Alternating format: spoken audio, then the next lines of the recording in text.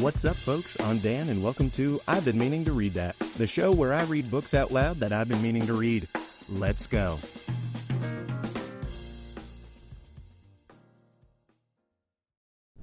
Ladies and gentlemen, I don't want to get too political on this podcast. There's plenty of political podcasts out there for you to listen to if you want to. But I will say this, it's Martin Luther King Jr. Day, and I feel that in the spirit of this holiday, we should all go out, speak out against the war in Vietnam, and speak out against capitalism, and get murdered by the government, probably, for espousing those views. All right? It's what the Reverend would have wanted. Okay? Now, with that out of the way, let's talk about our next book. Folks, as you may have guessed from the title, we're going to read Les Miserables. I am so excited to read this because, to me, Les Miserables is my Mount Everest. This 1,200-page book was gifted to me sometime in the 20-teens, and I've tried to read it many, many times, and the mountain has just kicked my butt every single time. Every single time. My latest attempt to summit Les Mis got me to page 800 and so out of 1,200, which, you know, I'm trying to feel good about. But then I, for whatever reason, stopped reading it again. So this is the year. This is the year I finally climb the top of the mountain and plant the flag and say, I've done it. I've read Les Mis. And you know what? If it doesn't work out, I'll just watch the movie again and act like I read it. A few quick notes before we start the book. First off, when I open up the book, right behind the cover is a note that says, "To Dan, Christmas 2010 from Grandpa and Grandma." That's sweet. I am reading the Penguin Classics version, translated by Norman Denny. All right, without further ado, let's get to Les Miserables. Sorry, one more further ado, if you will.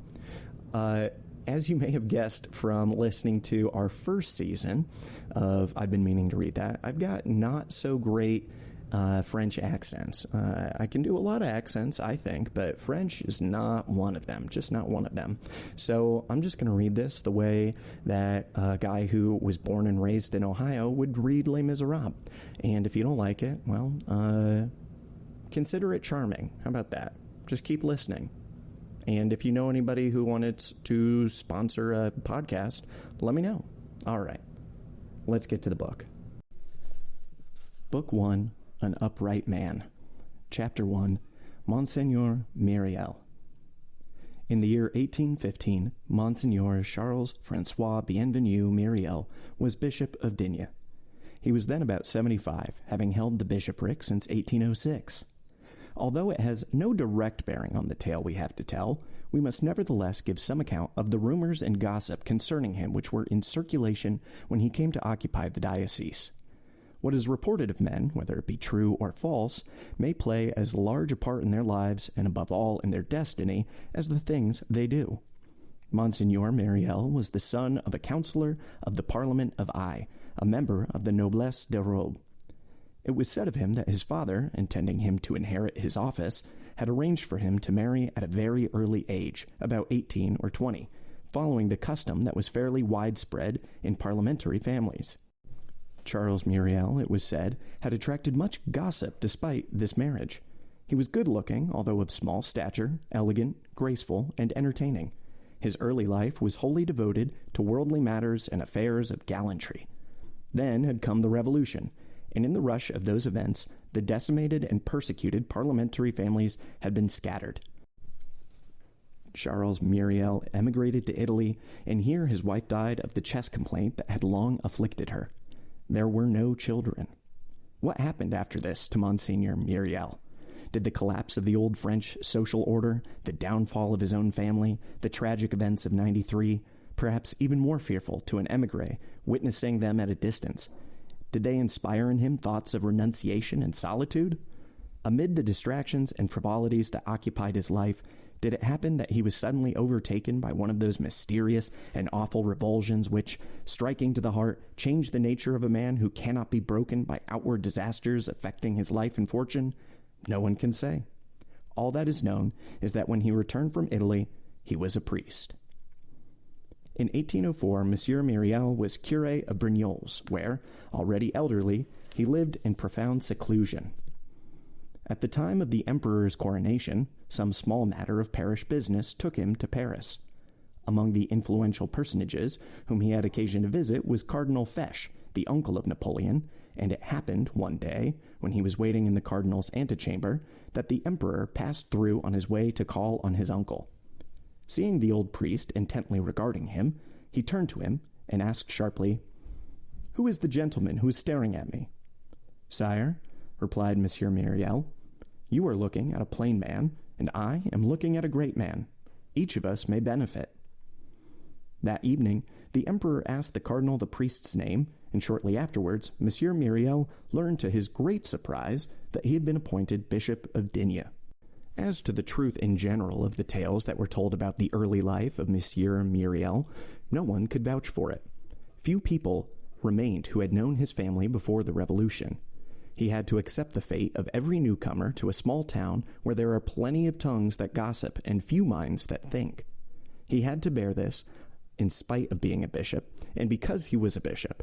And after all, these tales were perhaps only tales, rumor, and fabrication, and nothing more. However that may be, by the 9th year of his residence as Bishop of Digne, all the chatter that at first occupies small people in small places had died down and been forgotten. No one would have presumed to refer to it, or even to remember it.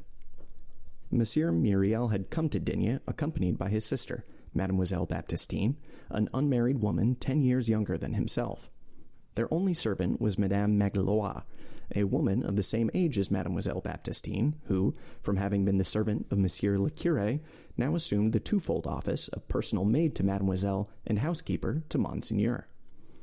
Mademoiselle Baptistine was tall, pale, thin, and gentle, a perfect expression of all that is implied by the word respectable. For it seems that a woman must become a mother before she can be termed venerable. She had never been pretty. Her life, which had been wholly occupied with good works, had endowed her with a kind of pallor and luminosity, and as she grew older she had acquired what may be called the beauty of goodness. What had been skinniness in her youth had become, as she matured, a quality of transparency through which her saintly nature could be seen to shine. She was a spirit more than she was a virgin. Her being seemed composed of shadow, with too little substance for it to possess gender. It was a shred of matter harboring a light, with large eyes that were always cast down, a pretext for a soul to linger on earth. Mademoiselle Magloire was a small, plump, white-haired old woman, always busy and always breathless, partly because of her incessant activity, and also because she suffered from asthma. Upon his arrival in Digne, Monsieur Myriel was installed in the bishop's palace with the honors prescribed by the imperial decree, which ranked a bishop immediately below a marshal of France. The mayor and the president of the council were the first dignitaries to call upon him, and his own first visits were paid to the general and the prefect. His installation over, the town waited to see their new bishop at work. Chapter 2. Monseigneur Myriel becomes Monseigneur Bienvenu. The bishop's palace in Digne was next door to the hospital. It was a large and handsome stone mansion built at the beginning of the previous century by Henri Puget, doctor of theology at the University of Paris, and abbot of Semur, who became Bishop of Digne in 1712. Everything in the palace was on the grand scale: the bishop's personal apartments, the drawing rooms and bedrooms, the broad courtyard flanked by arcades in the old Florentine manner, and the gardens planted with splendid trees. The dining room was a long and magnificent gallery on the ground floor, giving on to the garden. It was here, on the 29th of July, 1714, that Monseigneur Puget had entertained at a ceremonial dinner 7 high dignitaries of the church, among them Philippe de Vendôme, Grand Prior of France and the great-grandson of Henri IV and Gabrielle d'Estrees. The portraits of the 7 reverend gentlemen now hung in the dining room, together with a white marble tablet carrying the date inscribed in letters of gold. The hospital was a narrow, 2-storied house with a small garden. The bishop called at the hospital on the 3rd day after his arrival.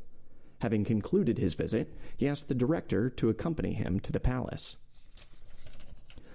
"Monsieur le Directeur," he said, "how many patients have you at present?" 26, Monseigneur. That is a large number. The beds, said the director, are very close together, as I noticed. The wards are no bigger than single rooms. They get very stuffy. That seems to be the case. And when we get a little sunshine, there is scarcely room in the garden for the convalescents. So I imagine. And when there's an epidemic, we had typhus this year and an outbreak of military fever 2 years ago, sometimes as many as 100 patients. We don't know where to turn. That thought also occurred to me. But it can't be helped, Monseigneur, said the director. We have to make the best of things. This conversation took place in the ground floor banqueting hall. The bishop was silent for some moments, and then he turned abruptly to the director. Tell me, he said, how many beds do you think could be put in this room? In the bishop's dining room? Exclaimed the director in astonishment. The bishop was gazing around the room, apparently making calculations of his own.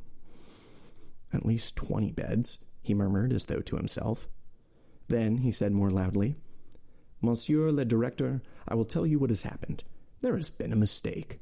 You have 26 persons in 5 or 6 small rooms, while in this house there are 3 of us and room for 60.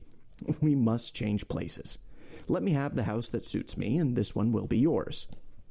On the following day, the 26 paupers were moved into the palace, and the bishop took up residence in the hospital. Monsieur Muriel had no private means. His family had been ruined by the revolution. His sister's annuity of 500 francs had sufficed for their personal needs during his curacy. As bishop, he received a stipend of 15,000 francs. On the day of his removal to the hospital, he laid down, once and for all, how this money was to be used. The note, written in his own hand, reads as follows. Note on the disposal of my household expenses. For the small seminary, 1,500 francs. Missionary congregation, 100 francs. Lazarists of Montdidier, 100 francs. Seminary of Foreign Missions in Paris, 200 francs. Congregation of the Saint Esprit, 150 francs. Religious establishments in the Holy Land, 100 francs. Maternity societies, 300 francs. In addition, for that of Arles, 50 francs. For the improvement of prisons, 400 francs. For the relief and deliverance of prisoners, 500 francs. For the release of fathers of families imprisoned for debt, 1,000 francs. To supplement the salaries of underpaid schoolmasters in the diocese, 2,000 francs. Grain reserve in the Alps, 100 francs. Ladies' Association of Digne, Manosque, and Sisteron for the free education of poor girls, 1,500 francs. For the poor, 6,000 francs. Personal expenses, 1,000 francs. Total, 15,000. During the time he occupied the see of Digne, Monsieur Muriel made almost no change in this order of things, which, as we see, he called the disposal of my household expenses. The arrangement was accepted with absolute submission by Mademoiselle Baptistine. To that devout woman, Monsieur Muriel was both her brother and her bishop, her friend in nature and her superior in the church. Quite simply, she loved and venerated him. When he spoke, she bowed her head. When he acted, she sustained him. Only Madame Magloire grumbled a little. The bishop, as we have seen, had kept only 1,000 francs for himself, which, with his sister's annuity, made a total of 1,500 francs a year. Upon this sum, the 2 old women and the old man lived. Nevertheless, when a village curé came to Digne, the bishop found means to entertain him, thanks to the strict economy of Madame Magloire and the shrewd management of Mademoiselle Baptistine. One day, when he had been about 3 months in Digne, the bishop remarked, "And yet, with all this, I am still in difficulties." "I should think so," cried Madame Magloire. "Monseigneur has not even applied to the department for an allowance to cover the cost of his carriage in the town and on his tours of the diocese. This was always granted to bishops in the old days." "Of course," said the bishop. "You are quite right, Madame Magloire." He made the application. The departmental council, having weighed the matter, voted him an annual allowance of 3,000 francs under the heading, "Allotted to Monseigneur the Bishop for the purpose of his carriage and postal expenses and the cost of his pastoral journeys. This caused considerable outcry among the local citizenry, and it moved a certain senator of the empire, a former member of the Council of 500, who had supported the 18th of Brumaire and was now the holder of a princely senatorial seat near Digne, to write an indignant private letter to Monseigneur Bienvenu, of which the following authentic extract may be quoted. Author's note, a real person. He was one of the compilers of the Civil Code and Minister of Culture and Religious Affairs under the Empire. The letter read as follows. Carriage expenses? What for in a town of fewer than 4,000 inhabitants? Postage and pastoral journeys? What is the use of these journeys? And what is the use of a vehicle for delivering letters in mountainous country with no roads? People go on horseback. The bridge over the Durance at Chateau Arnaud can scarcely take an ox cart. These priests are all the same, greedy and miserly. This one started with a show of virtue, but now he's behaving like the rest. He has to have a carriage and a post-chaise. He wants all the luxuries of the old bishops. These informal priests. Affairs won't be properly managed, Monsieur le Comte, until the Emperor has rid us of these mountebanks. Down with the Pope. There was trouble with Rome at the time. For my part, I am on the side of Caesar. And so on. Madame Magloire, on the other hand, was highly delighted. Good, she said to Mademoiselle Baptistine. Monseigneur started by thinking of others, but he has to think of himself in the end. He has attended to all his charities. Now there are 3,000 francs for us, and high time. But that evening the bishop wrote the following note and handed it to his sister. Carriage and travel expenses. Meat broth for the hospital patients, 1,500 francs. Maternity Society at I, 250 francs. Maternity Society at Draguignan, 250 francs. For foundling children, 500 francs. For orphan children, 500 francs. Total, 3,000. Such was the personal budget of Monseigneur Myriel. As for day-to-day charities, the dispensations, baptisms, prayers, consecration of churches and chapels, marriages, and so forth, the bishop exacted funds for these from the rich, doing so the more rigorously since he passed the money on to the poor. Within a short time, gifts of money were flowing in. Those who had and those who had not knocked at Monsieur Myriel's door, the latter to seek the alms that the former had contributed. Within a year, the bishop had become the treasurer of all charitable works and the cashier of all suffering. Considerable sums passed through his hands, but nothing could cause him to change his way of life or accept any trifle beyond his daily needs. Indeed, the reverse was the case. Since there is always more misery in the depths than compassion in the heights, everything was given, so to speak, before it was received.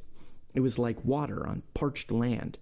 However fast the money flowed, he never had enough, and then he robbed himself. It being customary for bishops to preface their pastoral letters and orders with the full list of their baptismal names, the people of the region, from instinctive affection, elected to call him by the name which for them had the most meaning, Monseigneur Bienvenu. We shall follow their example and use this name when occasion arises. In any event, it pleased him. Bienvenu, or welcome. It counteracts the Monseigneur, he said.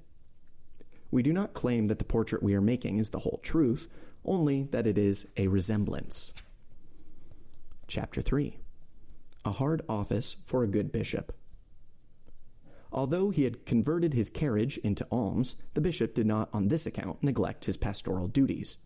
Digne was a rugged diocese, with very little flat land, many mountains, and, as we have seen, very few roads. It contained 32 curacies, 41 vicarages, and 285 chapels of ease and sub-curacies.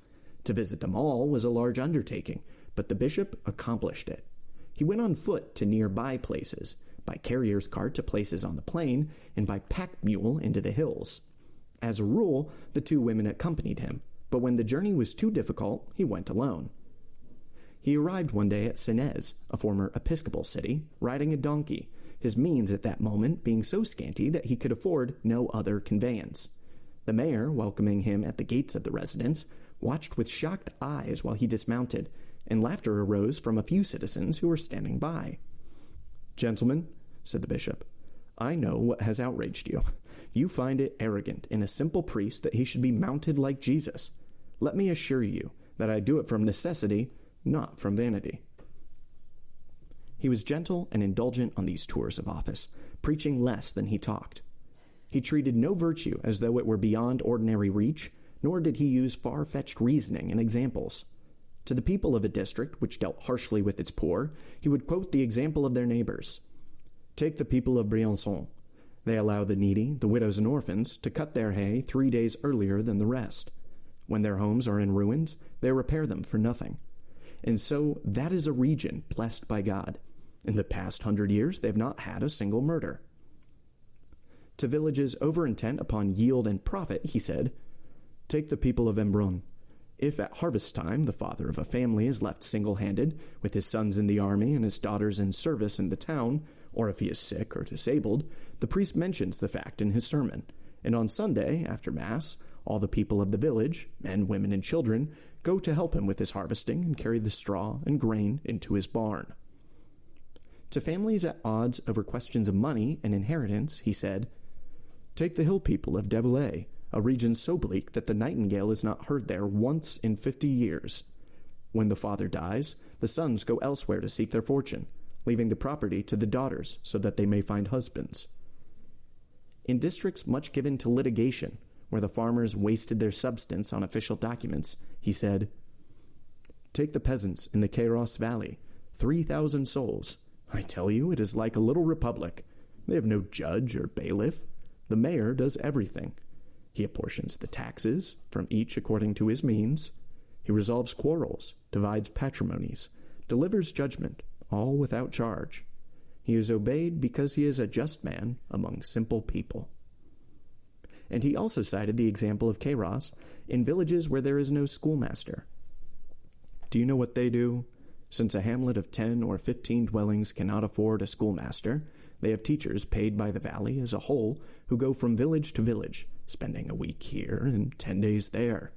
These teachers also visit the fairs, as I myself have seen. You may recognize them by the quills stuck in their headbands. Those who only teach reading wear a single quill, those who teach reading and arithmetic 2 quills, and the teachers of reading, arithmetic, and Latin wear 3. Those last are very learned men. But how shameful it is to be ignorant. You should do as they do in Queyros." That was how he talked, gravely and paternally, inventing parables when no example came to hand, going straight to the point with little phrase-making and frequent imagery, using Christ's own eloquence, persuaded and persuading. Chapter 4. Works Matching Words. His conversation was friendly and light-hearted. He put himself on the level of the 2 old women who shared his life, and when he laughed, it was the laughter of a schoolboy. Madame Magloire was pleased to address him as "Your Greatness." On one occasion, he rose from his armchair to get a book which was on a top shelf. He was short in stature and could not reach it. "Madame Magloire," he said, "will you be so good as to fetch a chair? My greatness does not extend so high." A distant connection, the Countess de Laux, seldom missed an opportunity, when she was with him, of talking about what she called the hopes of her 3 sons. She had several very aged relatives of whom her sons were the natural heirs. The youngest was due to inherit an income of 100,000 francs from a great-aunt. The second was the adopted heir of his uncle, a duke, and the oldest was directed heir to a peerage. As a rule, the bishop listened in silence to these blameless and forgivable maternal effusions, but on one occasion he appeared more abstracted than usual. "For heaven's sake, cousin," said the lady in mild exasperation, "what are you thinking about?" "I am thinking," said the bishop, "of the words uttered by, I believe, St. Augustine. Put your hope in him who has no successor." On another occasion, upon receiving a letter informing him of the death of one of the local gentry which set forth in great detail the deceased's many titles of nobility and those of his family, he exclaimed, "Death has a broad back. What a great load of honors it can be made to bear, and how assiduous are the minds of men that they can use even the tomb in the service of vanity." He had recourse at times to gentle raillery, in which there was nearly always a serious note. During one Lent, a youthful vicar came to preach in the cathedral at Digne and did so with some eloquence. His theme was charity. He urged the rich to give to the poor so that they might escape the torments of hell, which he depicted in hideous terms, and attain to paradise, which he made to sound altogether delightful. Among the congregation was a Monseigneur Bienvenu, a wealthy and grasping retired merchant who had made a fortune in the cloth trade, but had never been known to give anything to the poor. It was observed, after this sermon, that on Sundays he handed a single sou to the old beggar woman clustered outside the cathedral door. There were 6 of them to share it. Noting the event, the bishop smiled and said to his sister, "Monsieur Geberand is buying a pennyworth of paradise." He was not to be deterred in his labors for charity even by a direct refusal, and he found things to say which lingered in the mind. Among the company in a fashionable salon where he went to solicit alms was the Marquis de Champtercier, a rich elderly miser who contrived to be both ultra-royalist and ultra-Voltairian. The type existed in those days. The bishop touched him on the arm and said, "Monsieur le Marquis, you must indeed give me something." The Marquis turned away, saying curtly, "Monseigneur, I have my own poor."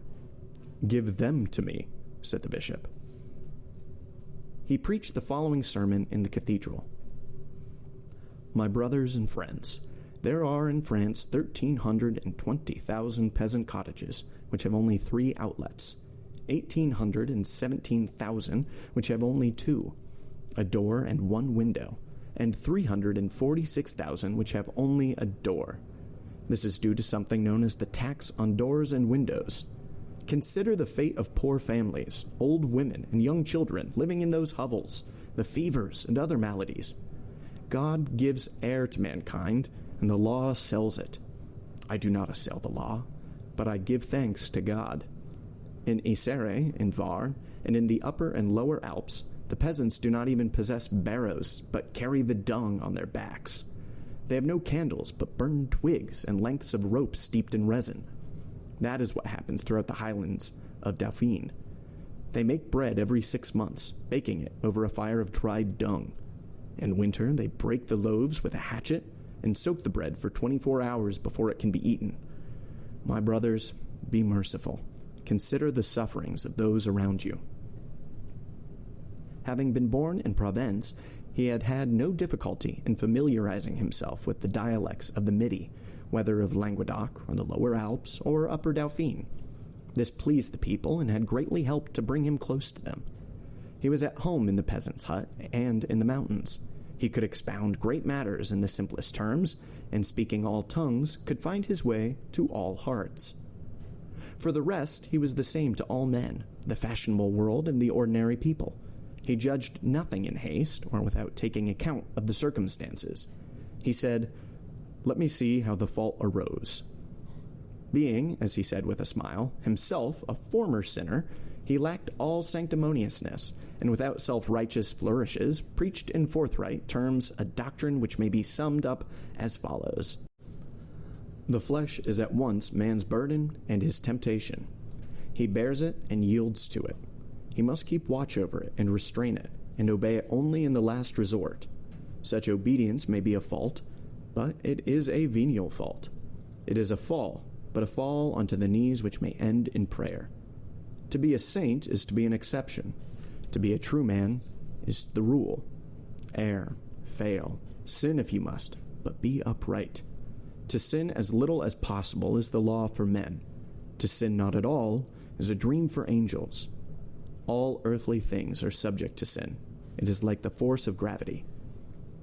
Any ill-considered outburst of popular indignation would cause him to smile. It appears, he would say, that this is a crime which everyone commits. See how outraged hypocrisy hurries to cover itself. He was indulgent to women and to the poor, oppressed by the weight of society. The faults of women, children, and servants, he said, and of the weak, the poor, and the ignorant, are the faults of husbands, fathers, and masters, and of the strong, the rich, and the learned. He also said, "Teach the ignorant as much as you can. Society is to blame for not giving free education, and is responsible for the darkness it creates. The soul in darkness sins, but the real sinner is he who caused the darkness. As we can see, Monsieur Muriel had his own way of looking at things. I think he derived it from the gospel. He listened one day to a drawing room discussion of a crime which was then under interrogation and was shortly to be tried. For love of a woman and the child she had borne him, a wretched man, at the end of his resources, had coined false currency. Counterfeiting at that time was punishable by death. The woman had been arrested when attempting to pass the first coin the man had forged. She was detained, but there was no evidence except against her, and she alone could destroy her lover by testifying against him. She denied everything and persisted in her denial. The public prosecutor then advised a plan. By the cunning use of fragments of letters, he persuaded the unhappy woman that her lover had been unfaithful to her, and in a fit of jealousy, she divulged everything. The man was doomed. Both would be tried, and he would be convicted. The tale was told, and everyone was in raptures over the artfulness of the prosecutor, who had brought the truth to light and caused justice to be done by appealing to jealousy and the instinct of revenge. The bishop listened to it all in silence, and finally asked, "Where are this man and woman to be tried?" "At the assizes in Aix." "And where will the prosecutor be tried?" A tragic event occurred in Digne. A man was sentenced to death for murder. He was a man, neither wholly educated nor illiterate, who had been a fairground performer and a public letter writer. His trial had aroused great interest in the town. On the evening of the day fixed for his execution, the prison almoner fell ill. A priest was needed to solace the condemned man's last moments.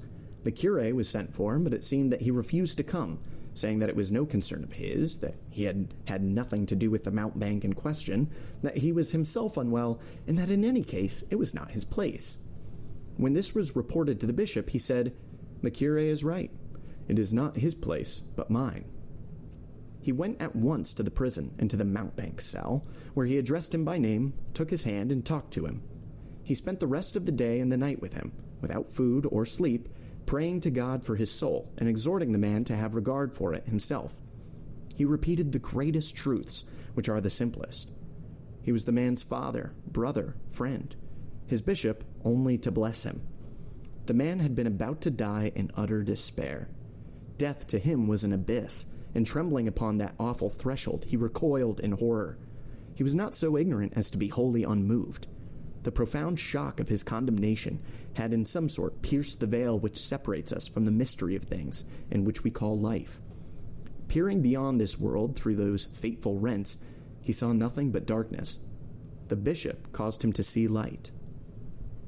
When they came for the man the next day, the bishop went with him, showing himself to the crowd at the side of the fettered wretch, in his purple hood and with the episcopal cross hanging from his neck. He went with him in the tumbril and on to the scaffold. The man who had been so desolate the day before was now radiant. His soul was at peace, and he hoped for God. The bishop kissed him and said when the knife was about to fall, "Whom man kills, God restores to life. Whom the brothers pursue, the Father redeems. Pray and believe and go onward into life. Your Father is there."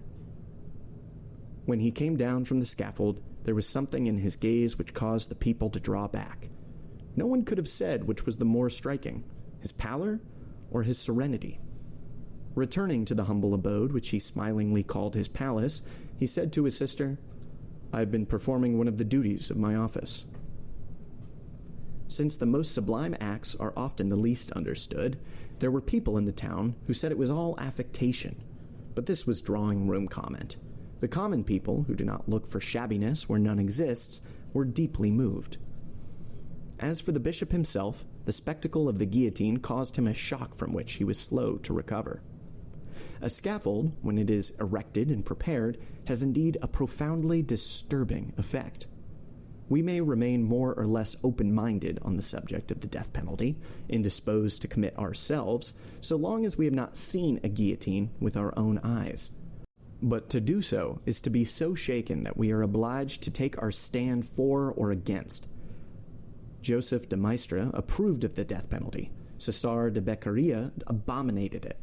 The guillotine is the ultimate The guillotine is the ultimate expression of law, and its name is vengeance. It is not neutral, nor does it allow us to remain neutral.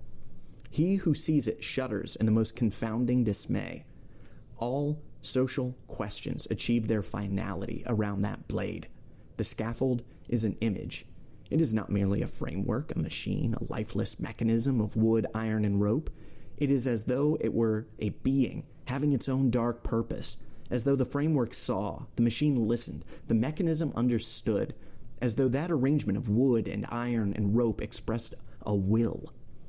In the hideous picture which its presence evokes, it seems to be most terribly a part of what it does. It is the executioner's accomplice. It consumes, devouring flesh and drinking blood.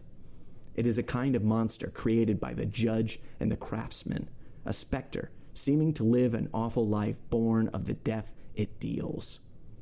This was the effect it had upon the bishop, and on the day following the execution, and for many days after, he seemed to be overwhelmed. The almost violent serenity of the fateful moment vanished. He was haunted by the ghost of social justice. Whereas ordinarily he returned from the performance of his duties with a glow of satisfaction, he seemed now to be assailed with a sense of guilt. There were times when he talked to himself, muttering gloomy monologues under his breath. This is a fragment that his sister overheard. "I did not know that it was so monstrous. It is wrong to become so absorbed in divine law that one is no longer aware of human law. Death belongs only to God. What right have men to lay hands on a thing so unknown?" Gradually, those impressions faded, and perhaps died away altogether. But it was observed that the bishop thenceforth avoided passing the place of executions. Monsieur Myriel could be summoned at any hour to the bedside of the sick and the dying.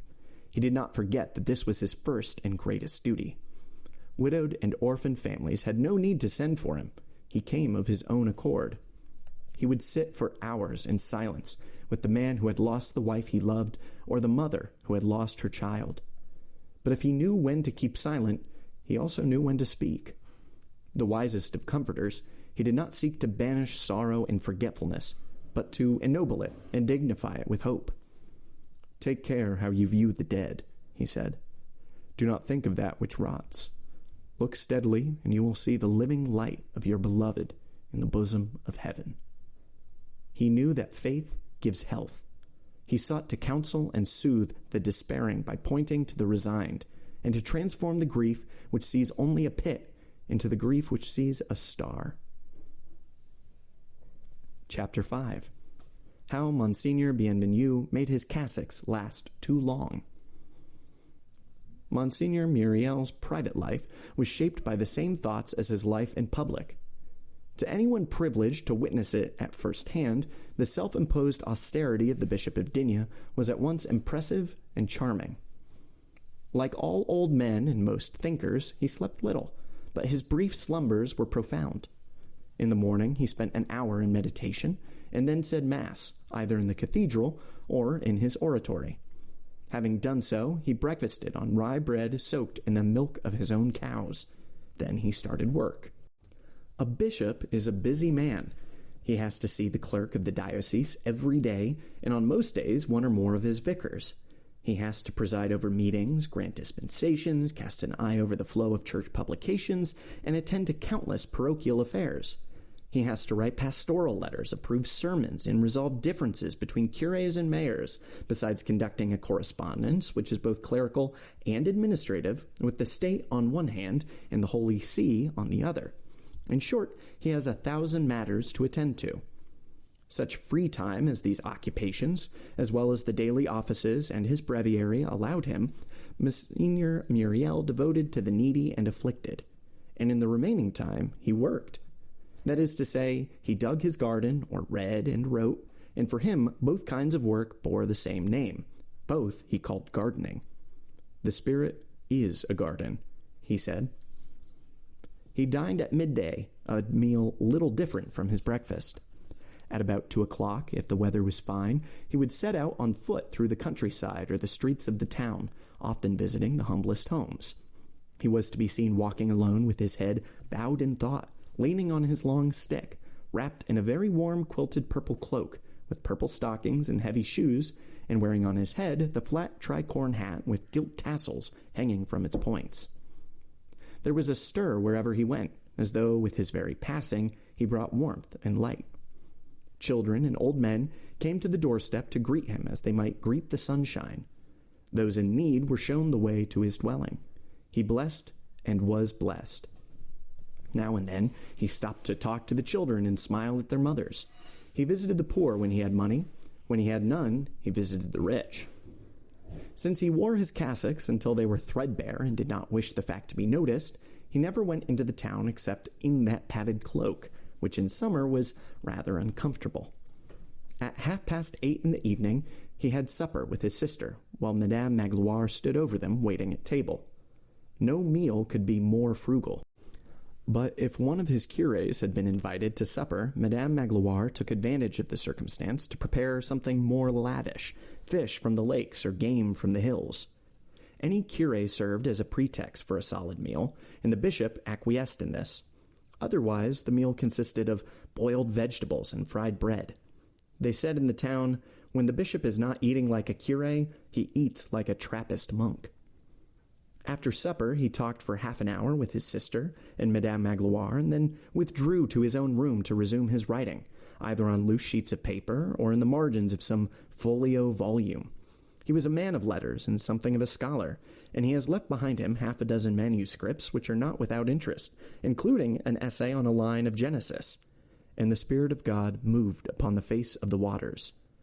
He contrasts this with 3 other versions: the Arabic, the winds of God blew; that of Flavius Josephus, a wind from on high descended upon earth; and finally the Chaldean version of the Rabbi Onkelos, a wind from God blew upon the face of the waters. In another essay, he examines the theological writings of Charles Louis Hugo, Bishop of Ptolemais, a great-great-uncle of the present writer, in which he proves that a number of pamphlets published in the last century under the pseudonym of Barleycorn are to be attributed to this prelate. Editor's note: Hugo's claim to be descended from the bishop, who was in fact a bishop in partibus, appears to be unfounded. Sometimes, while reading, Monseigneur Myriel would sink into a profound reverie from which he would emerge to scribble a few lines on the pages of whatever book he had in his hand. These jottings often had nothing to do with the book itself. We have before us a note written in the margin of a volume entitled Correspondance du Lord Germain avec le Généraux Clinton, Cornwallis et la Amiral de la Station de l'Amérique, à Versailles, chez Poincot, libraire, et à Paris, chez Pissot, libraire, quai des Augustins. The note is as follows: O thou which art, Ecclesiastes names thee Almighty, the Maccabees name thee Creator, the Epistle to the Ephesians names thee Liberty, Baruch names thee Immensity, the Psalms name thee Wisdom and Truth, John names thee Light, the Book of Kings names thee Lord, Exodus names thee Providence, Leviticus, Sanctity, Esdras, Justice, Creation names thee God, man names thee Father, but Solomon names thee Compassion, which is the most beautiful of all thy names. At about 9 o'clock, the 2 women went upstairs to their rooms, leaving him alone on the ground floor until morning. And here it is necessary that we should give an exact account of the dwelling of Monseigneur the Bishop of Digne. And cut. That's a wrap, folks. Thanks for listening to today's episode of I've Been Meaning to Read That, with me, your host, Dan. If you want to learn more about the show, you can follow us on Instagram at Meaning to Read and TikTok at I've Been Meaning. If you want to support the show to help keep it going, you can find me on Venmo at Dingus Donut, DINGUSDONUT. Supporters get a shout-out on the show, and even more important, get to vote on the next book that we read. No matter what, I'll see you for our next episode. Until then, read those books you've been meaning to read, and have a lovely, lovely day.